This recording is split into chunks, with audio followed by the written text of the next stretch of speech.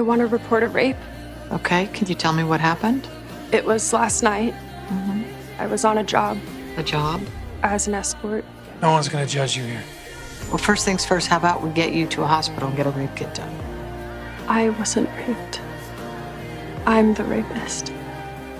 After speaking with her, the detectives learned the woman's name was Tess. She had just turned 25 years old. At 2 a.m. the previous night, she'd gotten a last-minute booking. When she arrived at the given address, she was met by two young men.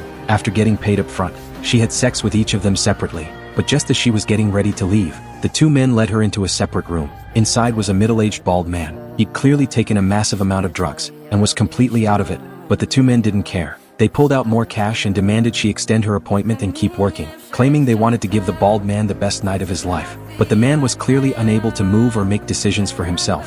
So Tess refused immediately without a second thought. That's when one of the men pulled out a gun. With the two men watching her every move, she was forced to have sex with the bald man multiple times in a row. That's why Tess believed she had sexually assaulted him. Tess, you didn't rape anyone.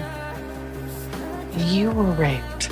Through their investigation, detectives confirmed that a rideshare car had dropped off several passengers at the address Tess named at around 2 a.m. What's more, the fare had been paid for with a credit card. Detectives then tracked down the card's owner, a man named Goldberg. Goldberg admitted he'd been drinking at a nightclub the night before and had run into two very friendly young men while he was there. But he flat out denied ever meeting Tess and insisted his credit card must have been stolen. In short, he swore he had not had sex with anyone that night. Just then, his wife began asking frantic questions, and Goldberg seized the chance to end the conversation immediately. But his lies were painfully obvious. Still, with his wife present, the detectives chose not to call him out on his lies to his face. Back at the precinct, the team immediately went over the case again from top to bottom. One thing was absolutely certain. Tess had definitely had sex with Goldberg. The only question left to answer was whether the two young men had acted entirely on their own, or if Goldberg had been in on the plan the entire time.